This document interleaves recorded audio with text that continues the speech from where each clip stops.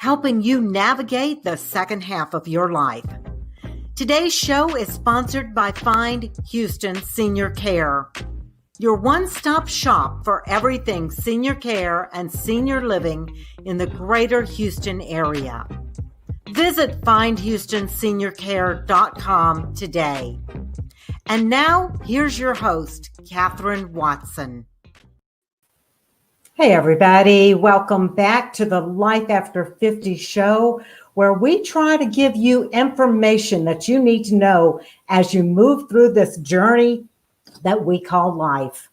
So I'm here today with Steve Vigil, and we are going to be talking about selling your house and what you need to know. That's an important topic today.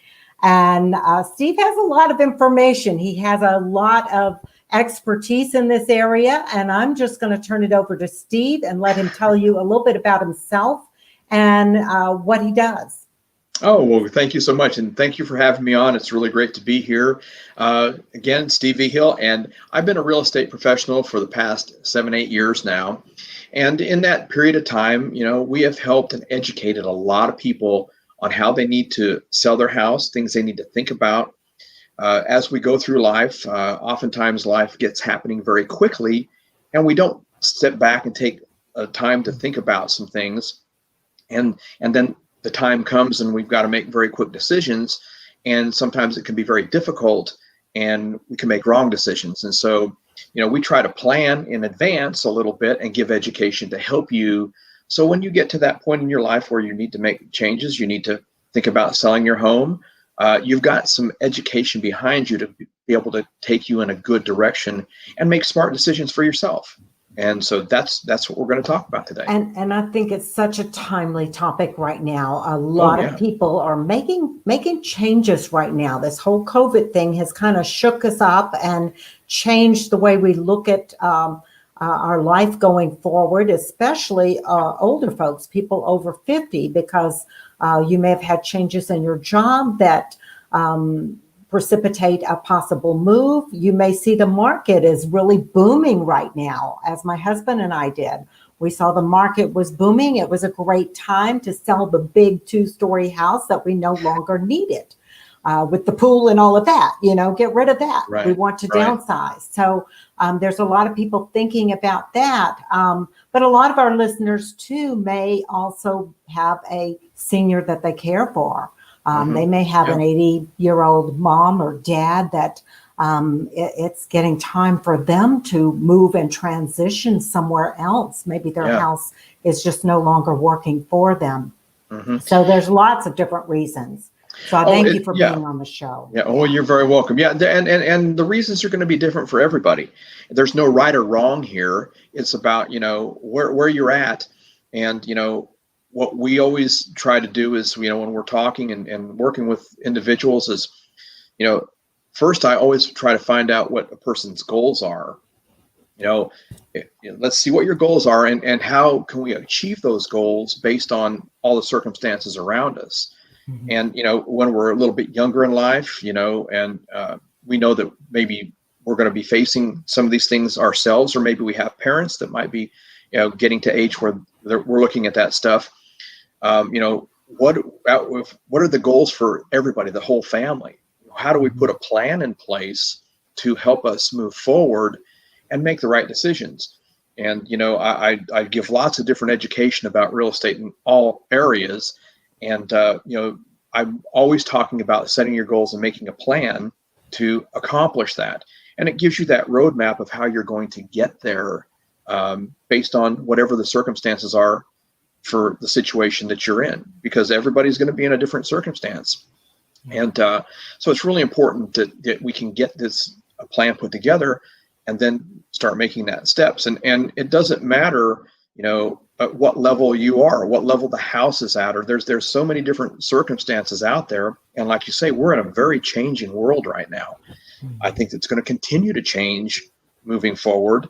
And there's still an awful lot out there that we don't have any idea what direction it's going to go. So exactly. Trying to put a plan together now is going to benefit anybody that's out there trying to knowing that we're going in whatever direction we're going. And Steve, I'm a huge planner. I really am. That's something I have to do. I have my little checklist. I write it down, handwrite. I don't do it on the computer. I prefer to handwrite it. I've got to have my checklist. I've got to have my plan. I know that plans can change, and I'm okay with that. And my plans can be fluid, but I've got to have some kind of a plan going forward. And I think when you do that, it just makes it a lot easier. At least it does for me. Well, and the thing about making a plan is it makes it really easy for maybe your family. Just from my own personal experience, when my mother passed away a number of years ago, my brother and sister and I, we didn't know, but my mother had taken the time to write things out on how she wanted things. Oh, how nice. And so, we knew that we had some files we needed to go to, when she passed, and that was right on top. This is how I want you to take care of things. And boy, it made it very easy. Decisions that we kind of, we're going, what do I do? What kind of decision do I make? Is it going to be the right decision? My mom had lined it out for us. It made it so easy on us. We were just like, it made some, what could have been very tough decisions, we didn't have to. She had made the decisions for us.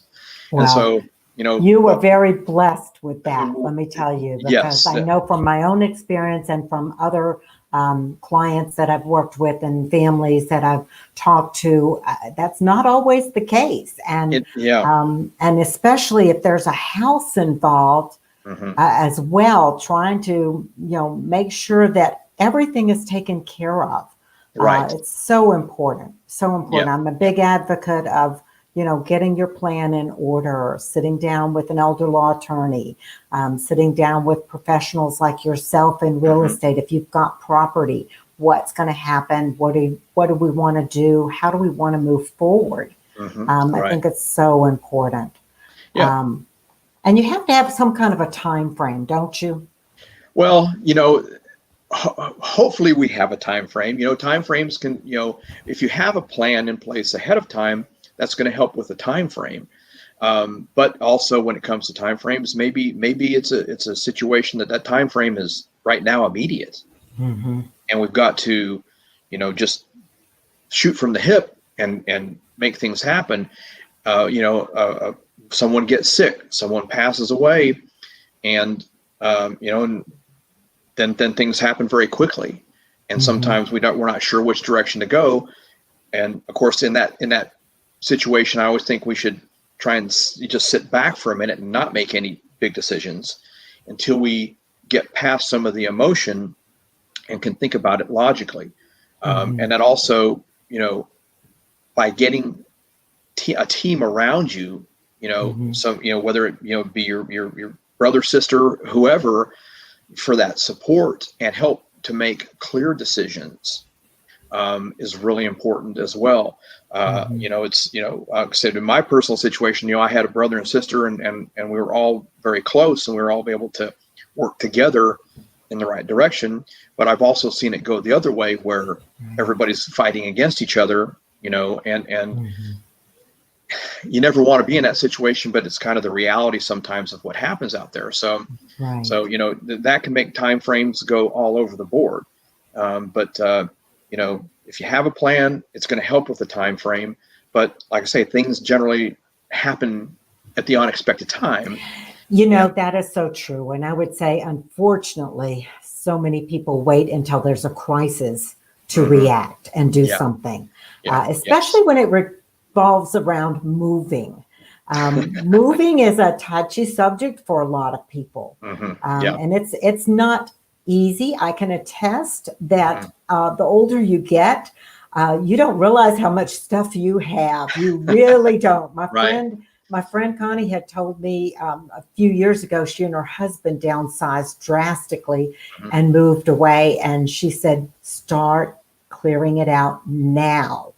Yeah. And I kind of listened, but I didn't fully listen. I wish I had fully listened because, as it got down to the nitty gritty end of time, it was like, whoa, because there's just, you just don't realize what you've got to Oh deal yeah. with. Well, not only that, having getting people around you to help with decisions. Mm-hmm. Some of the things that we have to think past sometimes, especially when it comes to trying to sell our homes, is the emotional part, the emotional attachment we have to a home, Exactly. which is very for real for all of us. But the reality is whoever those buyers are out there at whatever level, they're not going to have that same attachment. They're not going to have that emotional attachment. Right. And so, it can be very difficult sometimes for us to think clearly to make these steps, going forward. And having support around you is going to help you also, I think, with that. Mm-hmm. We all work better in numbers anyhow. I think people personalize their homes a lot, and we a lot of times get attached to that personalization. And if somebody doesn't like it, it's hurtful. It's like, Right. How could you say that? That's, like talking about my child or something. Why would you say that? What's the matter with you? And Right. we take it personally. And I think you have to be able to step out of that. And that's challenging. Steve, Yes. what kind of things should people watch out for when they're selling their home? What are some of the things that you've noticed that people really need to pay attention to? So, yes, that's a great question. Some of the things I think that are really important to watch out for is, yes, we want to have support around us, but getting advice from maybe not the right person. It's great to have a support group around you, but if we have people that are helping make decisions that are thinking, how things were 20 years ago, our world is very different now. Mm-hmm. So we want to make sure that, put the right people around you. When it comes to selling your home, depending on the condition, area of town, there's so many factors involved in selling your home. And one of the things that I see a big problem a lot, bringing in, the wrong professionals to help you is, listing that house at overpricing the house. And then that price is sitting there, and then, you're expecting something and you get disappointed, Right. and then, or even, when you're selling and you're listing with a realtor, knowing that whatever you sell that property for, that's the gross amount. There's money that's going to come out of that. There's commissions, there's closing costs, there's other costs involved. And so, just those are some things that I think are really important to be aware of, because most of the time we're not, it's just, unless you do this stuff a lot, which most people, buy one or two homes in their lifetime. So it's not something that it's on top of your mind. You're not thinking about a lot. And then, knowing the condition of your property, we've helped people move their properties that are great, beautiful homes in great condition. And, sometimes that home you've lived in for the past 30 years is still that home you've lived in for the past 30 years. And there hasn't been updates and things like that. And so that obviously is going to make a great deal of difference in how you price that property, what you can do with that property. And so, just being aware of those things can really help you as you're moving forward, I think. It goes back to that planning. It doesn't matter what your plan is. It's going to be personal to every individual. And property condition, area of town, city you're in, all those things play a factor. But if you have a plan, you can still move forward with any of those situations around you, and still come out where you expect to come out. And like you had made a great comment earlier where you said, yes, we make a plan, but that plan should never be in stone. You've got to be flexible on it. As things change in your life, as things change around you, things change that are out of our control, like what's happening out there in the world now. We need to make change and alter our plans sometimes, and there's absolutely nothing wrong with that. That's what we should be doing as we're growing or as things are changing that plan as well. Yeah, I agree. I think for my husband and I, what we did was we decided how much we would really like to get from our house Right. and how much would be the least we would take for our house. And we're looking at bottom line numbers. Mm-hmm. So that gave us the flexibility of knowing, okay, so we know that possibly they might ask for new carpet, or they might ask for an updated kitchen, or they might ask for, all these different things. Right. And we knew where our line was and what we would do and what we wouldn't do. And I think that helped a whole lot. Yes. Because we kind of had a plan. Going back to the plan, we had a plan. Yeah. We would like to get this much, but if we only get this much, we'll still be happy. Yeah. But we really want to get that much. Well, and that's great that you're looking at it like that. I'm actually working with my sister right now because we're going to be doing that with her house. My brother-in-law has been in assisted living, and now he's in very care, and we've been working on this plan for the past couple months, and after the first of the year, we've got to get this house in the condition we need to try and get this thing moved. And I've had to sit down with my sister and say, okay, here's the reality. This is the area, this is the neighborhood, this is the condition, and we can shoot for this, still trying to be realistic, but it could be over here on number wise, and right. I want you to start thinking about that and accepting that now and making sure you're good with that, so when the time comes we can move forward quickly and we don't have to give it a lot of thought. We know the direction we're going. And so I was like, hey, I deal with all this stuff myself too. Exactly. And if you're not in a crisis situation, it's a lot easier. Oh, yeah. Because you can say, okay, I'm not going lower than this bottom line. If it doesn't sell, it doesn't sell. I'm not worried about it. But if you're in a crisis situation, you probably have to sell for whatever reason. Right. You found yourself in this situation and you need to unload the house quickly. You're going to probably have to make more concessions in order to make that happen. Yeah, every time. And unfortunately, most people get in that crisis situation. More get in that situation than not. And when you're watching out for things, finding the right professional to work with to help guide you the correct way, I think is extremely important. So let's talk about that just a minute. Tell us what we should be looking for in a real estate professional, and how do we choose one? Well, that's like one of the most important things, because there's all different categories of professionals out there. If we talk about real estate agents, there are some very, very good real estate agents out there, but the majority, this is strictly my opinion, the majority is that most realtors can get a real estate license very easily, get it online, and they don't really have a lot of training. They think that they can go out there and do a great job, and it's not that they're trying to do anybody any injustice, but their lack of education for an area, for how things work, can be challenging. So when you're choosing, if you're going the path of using a realtor, it's very important to find someone that's been a real estate agent for a period of time, that has experience behind them. And so that's key in that situation.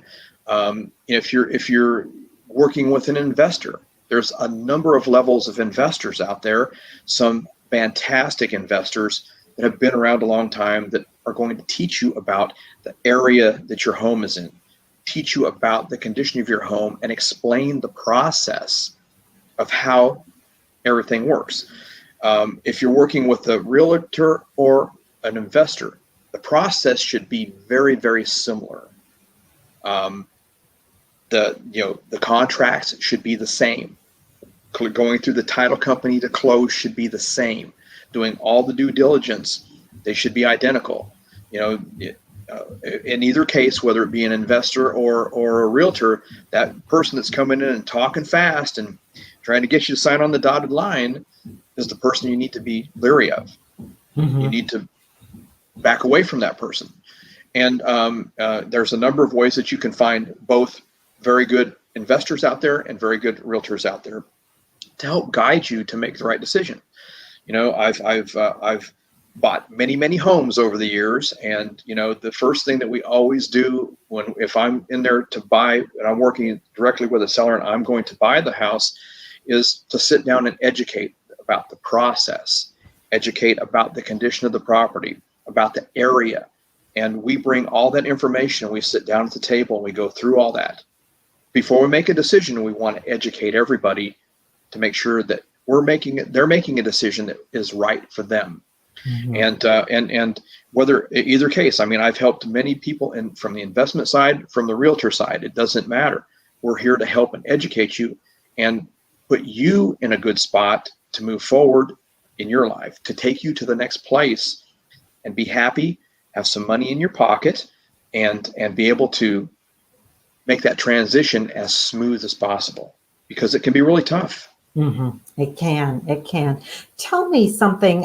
When would it be appropriate to use an investor rather than sell it the traditional way with, you know, putting it up on HAR and all of that? Well, you know, I'm glad you asked that. Oftentimes, you know, when it comes to you working with an investor, a property that needs work, a property that you know just is in bad situation, you know, needs lots of repairs. Oftentimes, an investor can come in and buy that property and get you out of it and put money in your pocket that way. And if your house needs repairs or something like that, oftentimes a realtor is not going to want to list that property. They want the pretty properties that they can get the most for. An investor looks at it very differently. I'm here as an investor to help you out of the situation you're in. Now, to get you to the next place, the property is the thing kind of in the way that we have to deal with to get you there. And I can finance those deals as an investor. If you're trying to do that with a realtor and your buyer's trying to bring in conventional financing of some sort, they can't get it because the property needs repairs. Conventional financing will not do those types of deals. That's just one example. There's many other examples. It could be many financial situations as well. And the property's not necessarily in that bad of a shape, but the individual, the owner has maybe tax problems or behind on their mortgages. And an investor can come in generally and move very quickly to make things happen and solve those problems for that individual. So those would be a couple examples right there. Good. So I just wanted to get that clarified. I know some of my listeners might be in that situation. They might have a parent who has had to suddenly go into assisted living and the home is in disrepair, and you know, they don't really have the time. I have a friend that recently went through this, and she just didn't have the time to deal with trying to get the repairs done that were needed to get the house on the market. So, you know, sometimes you have to look at the whole picture. It's, you know, the money is good, but you also have to look at the whole picture. What's it going to do to your mental health, you know, and your life, and what do you have to do and look at? So I think that's so important. Well, you know, and sometimes, you know, you may have the means to fix that property up if it doesn't need tons and tons of repairs and be able to increase your value in selling it. But if you're the homeowner, then now you're going to have to deal with the contractors. You're going to have to be very careful dealing with the contractors, because that's the toughest part of all. Oh boy, is it ever. You know, and so, you know, we help and educate in all those areas, and we have helped, you know, like I said, you know, many people sell their houses. I have personally bought hundreds and hundreds of homes over the years, and but it all starts by sitting down and going, what is the situation here, and what's the best plan for you? You know, I always go back to that, you know, but you know, those are the things that I think are just really important to help us along here and make good decisions. Right, right. And that's what we all want to do is make good decisions.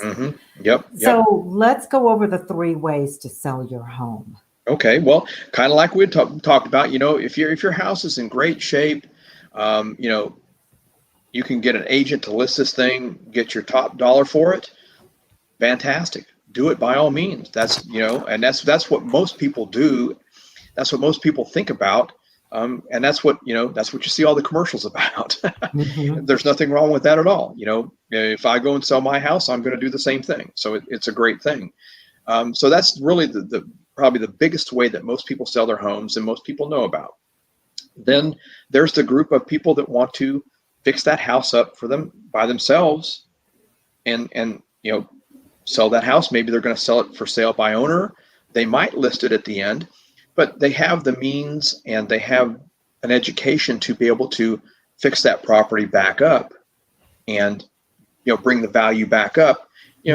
Generally it's a home that needs maybe $10,000 or $15,000 of repair. I'm not talking a big rehab of $30,000 or $40,000 or $50,000. That's a whole different category. But if and a lot of people have the means at that price range, and they can get someone over there to help fix that property up, and they can bring that value back up, and then selling it on your own as a for sale by owner, then getting a realtor to list that house. Those are other options, but you're going to have to put the time in and get that house fixed up for yourself. Mm-hmm. And then, like we just talked about, bringing that investor in to help you when that house does need $30,000 or $40,000 or $50,000 in repairs. And there's just most people don't have the means to do that.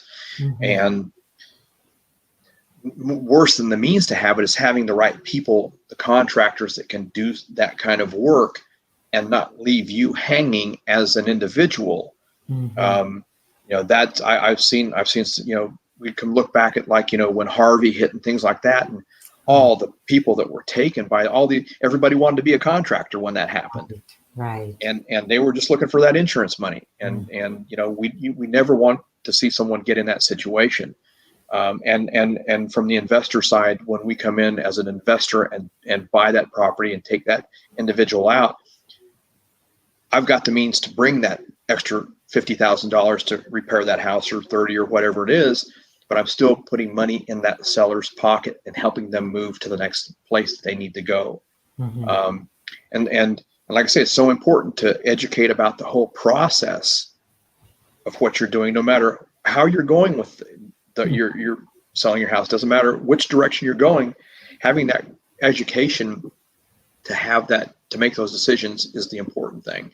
And that's what we try and do with everybody we talk to, everybody we meet, every educational event that we put on. We put on a lot of educational events, and we're here to teach and help guide you in the best direction possible. Okay, so I'm going to pull up your website now because I presume you have some of those educational events listed on the website. We have them. We have them on that website. We've also got actually we've got another company that's our education company, the Wealth Club, and that's where we post a lot of events that we have. Okay, and are those events for the public? Yeah, those events are for the public. Give me that. Do you have that website address? Yeah, that website would be thewealthclub.org. Okay, let's pull that up. So if you want to get more information, you have classes. Is there any charge for the classes, Steve? No, actually there's no charge for the classes, and I also do I do a lunch and learn on the first and third Wednesday of every month. All kinds of different educations about different aspects of real estate. I'm actually got one here in an hour or so that I'm going to be talking about how to estimate repairs. Oh, that's a good one. You're looking at a property. This is a very, very popular class I do. Yes. And so depending on the exit strategy, and there's just all kinds of stuff involved with it, and anybody can tune in for that. We actually stream that live on our Facebook page, the Wealth Club Facebook page. Okay. And so we're always trying to give good education and help people in real estate in whatever aspect you want in real estate, whatever path you want to go down. We've got education for that.